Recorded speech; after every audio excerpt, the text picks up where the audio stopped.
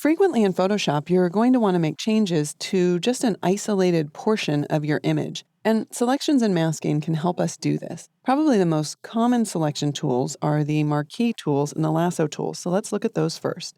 Now, in order to draw a selection, we're going to open up a new file. And this new file is going to be maybe 7 by 5 inches at, say, 150 pixels per inch.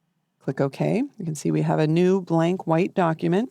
I'll go ahead and zoom in once using Command+ on the Mac or Control+ on Windows, just so that it fills our screen. Now, if I tap the M key, I get the Marquee tool. If I tap the L key, I get the Lasso tool. But both of these tools have additional Marquee and Lasso tools nested underneath them. So if you click and hold on one of them, you can see the flyout menu, and I've got my rectangular Marquee tool and also my elliptical Marquee tool. There's actually 2 additional tools, the single row and the single column Marquee tools. They don't have the M key assigned to them. You can do this under the custom keyboard shortcuts, but because these tools are used just for kind of very specific reasons, and it's not that common, they don't have the keyboard shortcut. If we click and hold on the Lasso tool, you can see that we have not only the regular lasso, which will help us draw just freeform lines, but also the polygonal lasso tool and the magnetic lasso tool. All right, so we're going to begin with the Marquee tool. So I'll tap the M key. And if I click and drag, you'll notice that by default, it drags out from the corner. And as I'm dragging, you can see that there's a little heads-up display if I wanted to check the size. When I release the cursor, then the heads-up display disappears. And if I position my cursor inside of these marching ants, when I click and drag, you'll notice that I'm not moving any pixels. I'm actually only dragging the actual selection marquee and not anything underneath it. If I want to deselect this, I can just click anywhere, either outside or inside that marquee.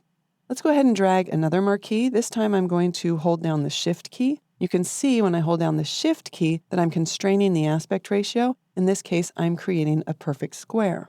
I'll go ahead and deselect that. And this time I'll drag from the center of my image and I'll hold down the Option key. You can see when I hold down the Option key on the Mac or the Alt key on Windows that I'm dragging the marquee from the center as opposed to the upper left. If I release the Option or the Alt key, then you can see that it's dragging from the upper left. Remember, I started this one in the center. All right, let's go ahead and deselect that.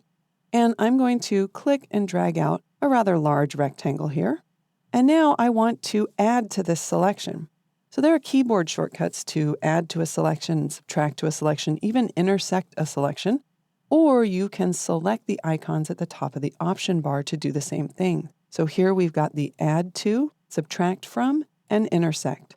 So we'll click on the Add To, and I'm just going to add a small rectangle right over here. Now you can see that I didn't quite start the rectangle in alignment. So as long as I still have my mouse down, I can hold down the space bar and I can actually reposition this. Then when I let go of the space bar, I can go ahead and continue drawing it larger or smaller. So I'm just going to add another little rectangle right there. You can see instead of having 2 selections, those have become one single selection. Now, if I want to subtract an area, then I'll select this third icon, and I just want to subtract a little square, maybe right around here.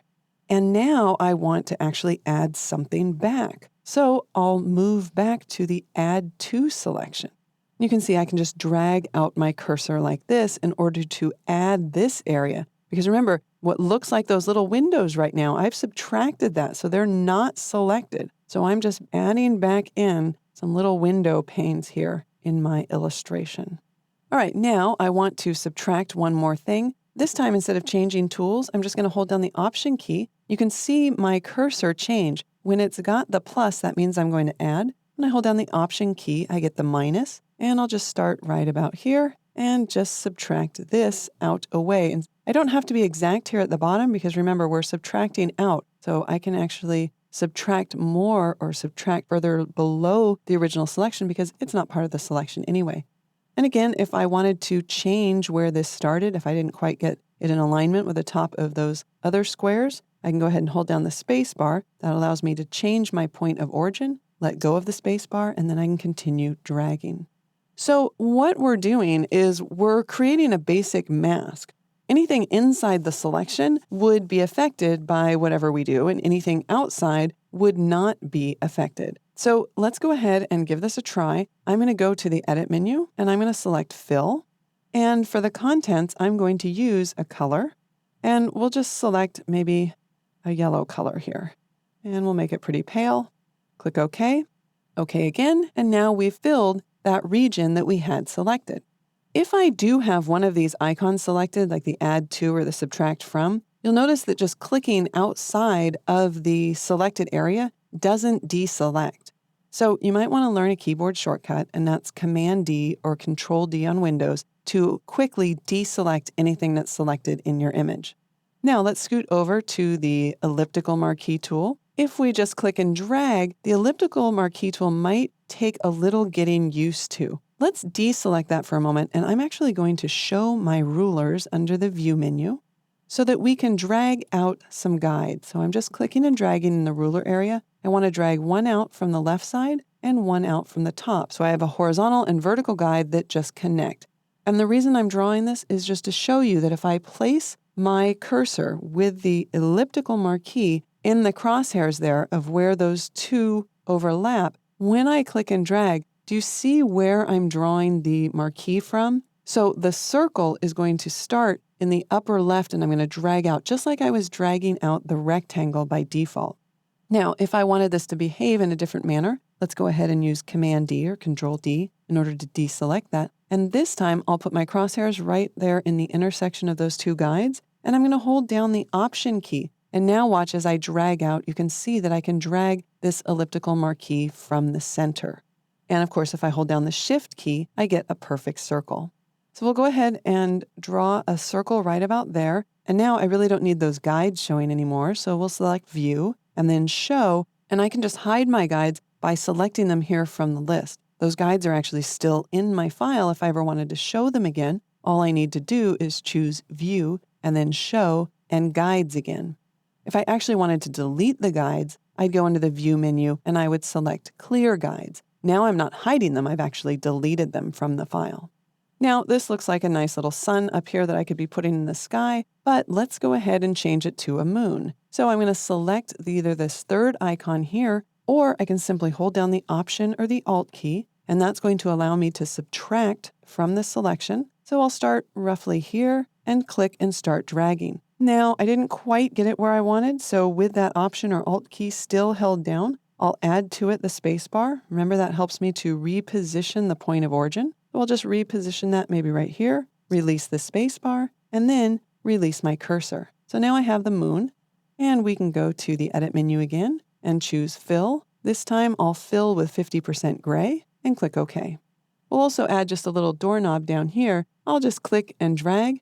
And now instead of using the Edit menu to select a fill, I'll use the Shift key and tap the Delete key, and that will bring up the Fill dialog box. Let's go ahead and choose a different color for the doorknob. I'll click on Color. And this time, if I wanted to sample a color from my image, you'll notice that while the color picker's up, I can reposition my cursor over the top of my image and click with the eyedropper to sample that color. We'll just make it a little bit darker. Click OK, OK again, and it will fill that. All right, we'll deselect using Command or Control D. Now let's move over to the Lasso tools. I'll select the first one, just the regular Lasso tool, and I'm going to zoom out using Command minus or Control minus.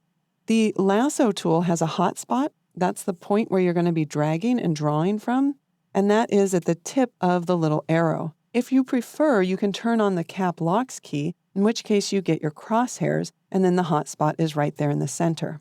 So I'm going to actually start right here and just start dragging out. And then I'm going to drag beyond the image size, come all the way down, all the way around, and then start dragging again.